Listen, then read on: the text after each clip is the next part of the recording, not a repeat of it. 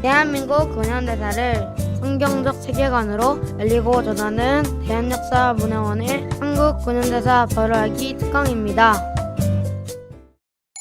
다유를 위해 부름받은 사람 두 번째 이야기.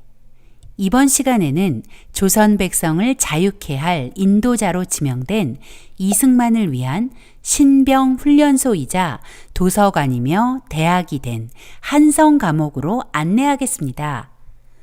이승만은 1899년 1월 9일 그의 나이 24이 되던 해에 고종 폐위 모의와 공화제 실시 음모 가담이라는 죄목으로 투옥되었습니다. 고종 폐위 모의라는 것은 영모에 해당하는 중죄였습니다. 이승만과 함께 투옥된 동지들은 자신들의 목숨이 경각에 달려 있다고 생각했습니다. 만민공동에도 해산된 마당에 자신들을 구명할 대책이 없다고 생각한 것입니다. 최정식과 서상대는 이승만에게 탈옥을 권유했고 주시경은 이들의 탈옥을 위해 권총까지 준비해 주었습니다. 1899년 1월 30일 이승만은 투옥된 지 21일 만에 서상대, 최정식과 함께 탈옥을 감행합니다. 그러나 곧바로 병사에게 잡혀 이승만의 탈옥은 실패로 막을 내렸습니다. 서상대만 무사히 탈옥에 성공했고 최정식은 중국으로 도망치려다가 체포되어 교수형에 처해졌습니다. 탈옥도 중죄인데 간수에게 총을 쏴 상해를 입혔기 때문입니다. 이승만은 총을 소지하기는 했지만 총을 쏘지 않은 덕분에 태 100대를 받고 종신형을 선고받았습니다. 사람의 생각으로는 참 운도 없다라고 생각할 수 있지만 이승만의 투옥과 탈옥 실패는 이승만의 인생의 새로운 출발점이 되었습니다. 이승만이 종신형을 선고받은 후 서울에는 이승만이 곧 사형당할 것이라는 소문이 파다했습니다. 1899년 3월 19일자 황성신문은 그 상황을 이렇게 기록하고 있습니다. 풍설을 들은즉 이 씨가 인류를 면하기 어렵게 되었다. 기왕의 조칙 중에 미결수는 판결할 때에 감 1등하라 하셨으니 법관들이 조칙대로 시행할 지경이면 이 씨의 누명을 보존할 듯 하다더라. 이승만이 사형을 당할 것 같은데 판결이 나지 않은 죄수에게는 조금이라도 감형받을 수 있는 기회가 있다는 조항이 있으니 판결하는 사람들이 너그럽게 봐준다면 사형을 면할 가능성이 조금은 있다는 것입니다. 이승만의 아버지는 아들의 사형 소문이 들릴 때마다 아들의 시신을 수습하려 한성 감옥에 왔고 마음을 쓸어내리며 돌아가곤 했습니다. 한성 감옥은 너무나 끔찍한 곳이었습니다. 한마디로 생지옥이었죠. 위생 상태는 엉망이어서 더럽고 악취가 풍겼습니다. 감방은 너무 좁아서 편히 눕는 것은 고사하고 다리를 펴는 것도 힘들 지경이었습니다. 한 사람에 허용되는 공간은 고작 가로, 세로 70cm 정도밖에 안 되었으니까요. 1902년 6월 한성 감옥에 수감되어 약 2년 동안 이승만과 함께 수감 생활을 한 김형섭에 의하면 한성 감옥이 얼마나 비위생적이고 비좁았는지 알 수 있습니다. 김형섭이 처음 한성 감옥에 투옥되던 밤, 김형섭이 마주한 감방은 악취가 진동하여 문틈을 통해 숨을 쉬어야만 버틸 수 있었습니다. 또 아침이 되어 감방 안을 둘러보니 감방 한 칸에 50여 명의 사람들이 진흙 속 뱀장어처럼 벌거벗은 채로 앉아서 잠을 자고 있었다고 합니다. 뿐만 아니라 한성 감옥은 날마다 무서운 고문이 이어졌습니다. 특별히 정치범들에게는 너무나 가혹한 곳이었습니다. 정치범들은 대부분 긴 칼을 목에 메고 발에는 족쇄가 채워져 있었습니다. 더구나 논리도 없이 막말을 뱉어내는 일반 잡범들 사이에서 느끼는 모욕감은 이승만과 같은 정치범들을 더 고통스럽게 했을 것입니다. 에디 선교사의 글을 보면 한성 감옥에 수감된 정치범들의 고통을 짐작하게 합니다. 그들의 감옥이란 이루 형언할 수가 없다. 자백을 받아내거나 남을 연루시키기 위해 자주 고문을 가하고 그곳엔 죄수들의 인권은 존재하지 않았습니다. 또 정치범들은 흉악범, 무례한들 속에서 간수들과 동료 잡범들에 의해 잔인하게 취급받았습니다. 즉, 정치범들이 겪는 고문은 죽음의 고통이었습니다. 비위생적인 한성 감옥은 벌레가 득실거렸습니다. 특히 빈대가 많았죠. 김형섭의 증언에 의하면 나를 고통스럽게 한 것은 칼의 무게가 아니라 발끝에서 목까지 온 몸에 기어오른 빈대의 물이었다. 빈대는 온몸이 온통 빨갛게 부풀어 오를 때까지 피를 빨아먹었다. 그러나 칼과 형틀에 묶여있던 나는 방어할 방법이 없었다. 가끔 나를 불쌍히 여긴 간수들이 빈대무리를 내 몸에서 쓸어내 주었지만 빈대는 사라질 리 없었다. 무관학교 출신인 내가 빈대들의 공격에는 항복할 수밖에 없었고 나는 다만 죽기를 바랬다고 합니다. 한마디로 이승만이 마주한 한성 감옥은 차라리 죽음을 바라게 되는 곳이었습니다. 17개월 동안 나는 10kg 정도의 무게의 나무로 만든 형틀 칼을 목에 걸고 있었고 두 발은 족쇄에 묶이고 양손에는 수갑을 찬 상태로 앉아 있어야 했다. 다른 죄수들은 여러 차례 몰래 들여 아침 신문에서 내가 밤사이에 처형되었고 내 부친이 내 시신을 찾아가 묻기 위해 감옥소로 왔다는 기사를 눈물로 읽어주곤 했다. 사형 선고를 받은 한 살인자가 나와 같은 나무칼에 묶여 있었다. 어느 날 아침 형무소 문이 갑자기 활짝 열리더니 간수와 사형 집행인 그리고 순검이 감방 안으로 뛰어들어왔다. 모두들 나를 쳐다보았고 나는 사형 집행인에게 인도되기를 기다리고 있었다. 그러나 그들이 나무칼을 풀었을 때 그들은 살인자를 데려가고 나를 다시 묶어두었다. 내가 다음 차례일 거야 라고 내 자신에게 말했고 내가 빨리 죽어 이 고통에서 벗어났으면 하고 바랬다. 이승만의 마음은 가난할 대로 가난해졌습니다. 신문과 만민공동회를 통해 조정을 신랄히 비난하던 이승만은 이제 온데간데 없었습니다.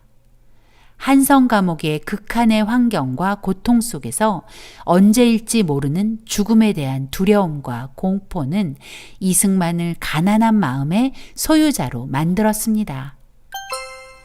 어두운 감옥 속에 가두었을 때 나는 두려워 혼자 이런 생각을 했다.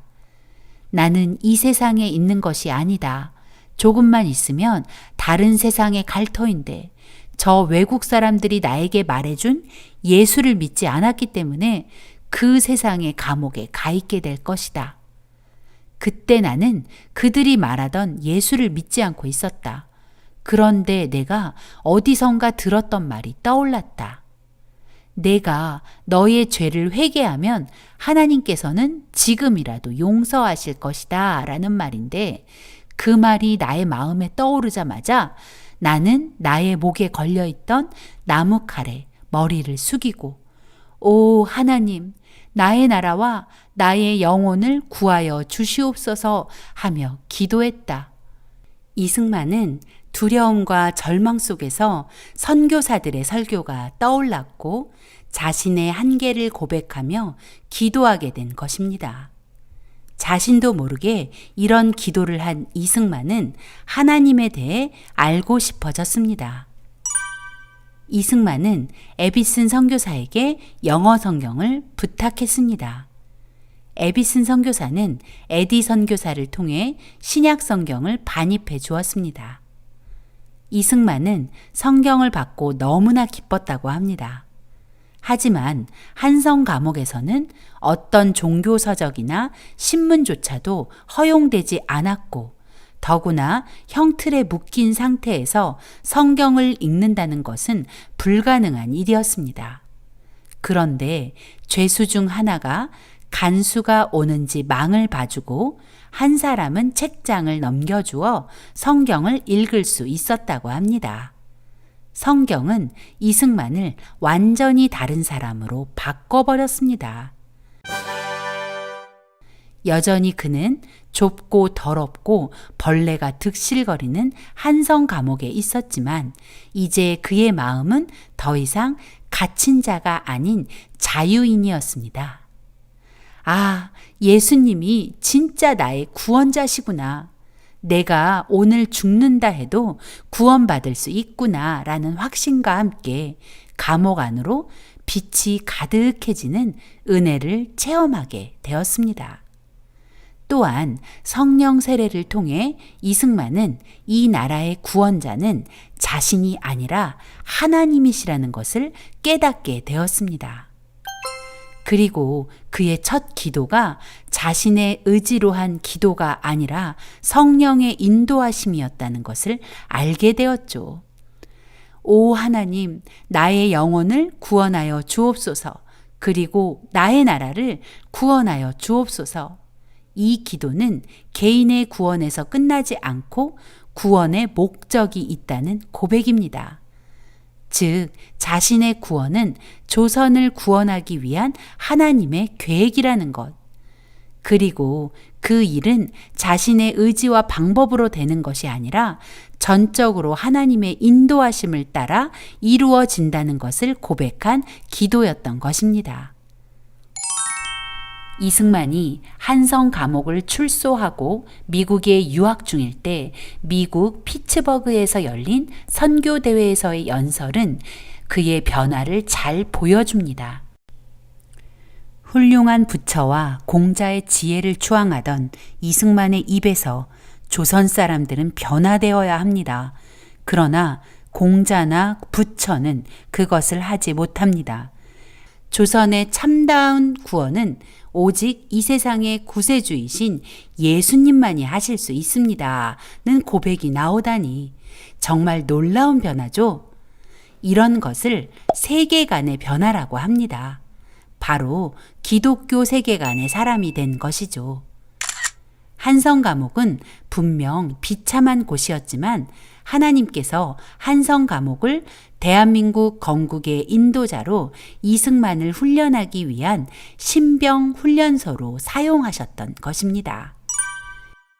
이승만이 한성 감옥에 있는 동안 많은 선교사가 이승만의 추록을 위해 노력하며 이승만을 보살펴 주었고, 이승만은 선교사들을 통해 하나님의 크고 놀라운 사랑과 위로를 공급받았습니다.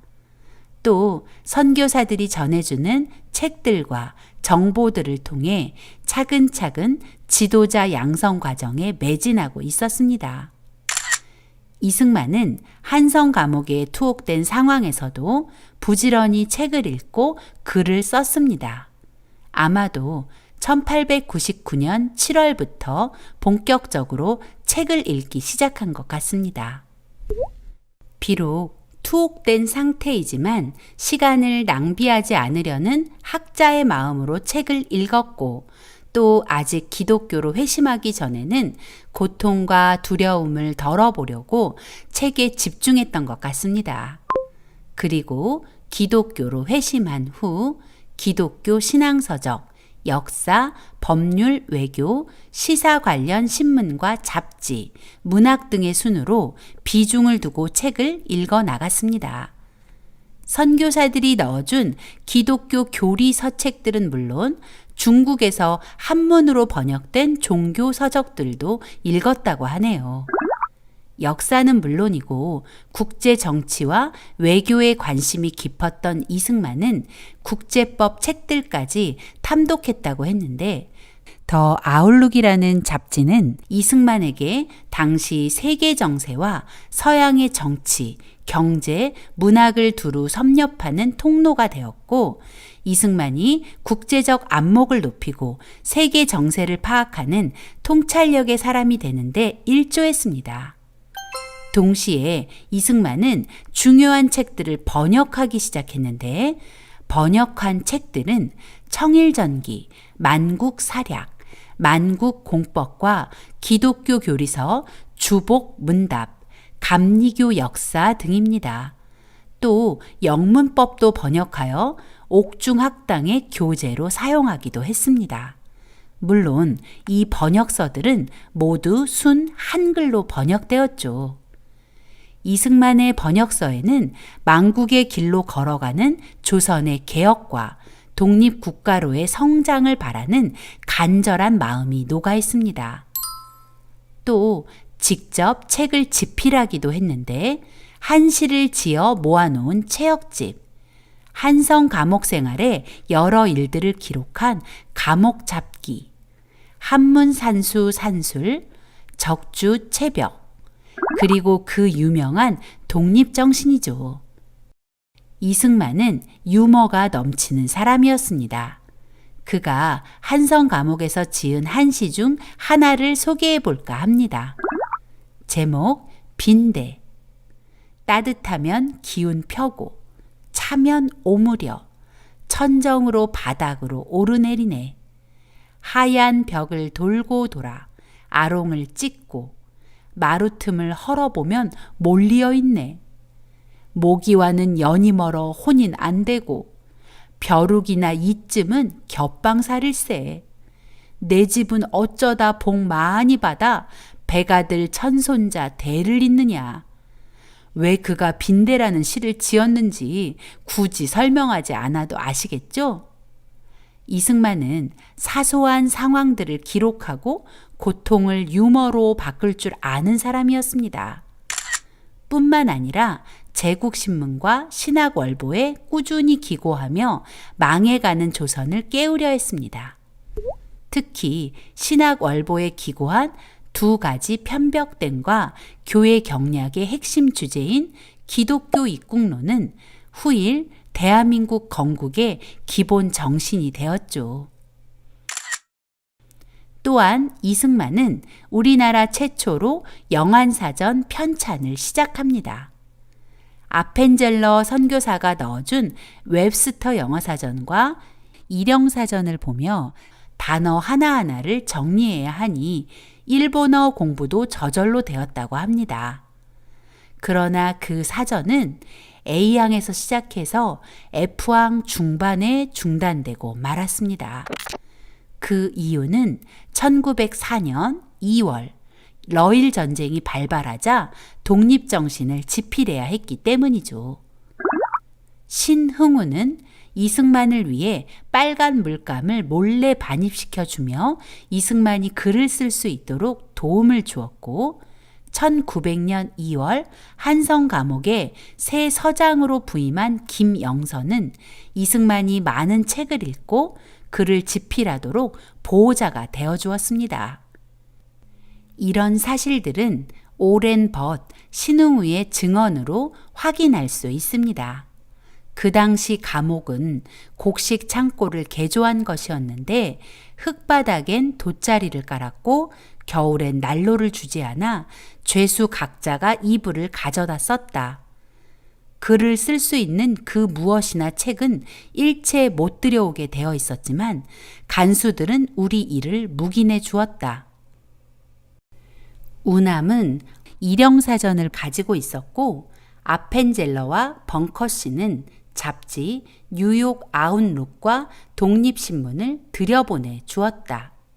죄수들은 일척직경쯤 되는 항아리를 가질 수 있었는데 이승만은 그 항아리를 눕혀놓고 그 속에 몰래 들여온 양초를 켜놓고 공부를 하곤 했다. 간수들이 올 때는 항아리를 벽 쪽으로 돌려놓으면 불이 보이지 않았다. 이승만은 그러면서 영어를 공부했다. 미국 잡지들이 그의 교과서였다. 그는 붉은 물감을 몰래 들여와 잉크를 만들어 낡은 잡지에 붓 글쓰기 연습도 하였다. 그리고는 눈을 감고 잡지에서 읽은 문장들을 외웠다. 그는 사전에 있는 영어 단어를 모두 외우는 것이었다. 이승만은 절망의 상황에서도 시간을 허비하지 않았습니다. 특히 그가 기독교로 개종하고 난 후 그는 더 열심히 공부하고 자신이 깨달은 바를 글로 옮겼습니다. 그리고 하나님께서는 이승만을 위해 곳곳에서 그를 도울 사람들을 보내셨고 그들은 이승만의 성장을 돕고 격려했습니다.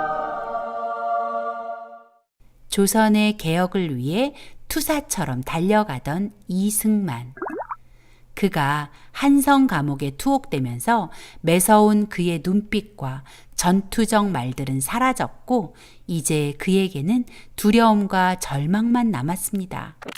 그러나 그때 그의 일생에 놀라운 변화를 맞이합니다. 바로 기독교로의 개종입니다. 한성 감옥은 절망의 장소가 아니라 이승만을 위한 신병 훈련소, 대학, 그리고 도서관이었습니다. 하나님께서는 절망의 구렁텅이처럼 보이는 한성 감옥에 이승만을 몰아넣고 대한민국 건국의 인도자로 철저히 훈련하기 시작하신 것입니다.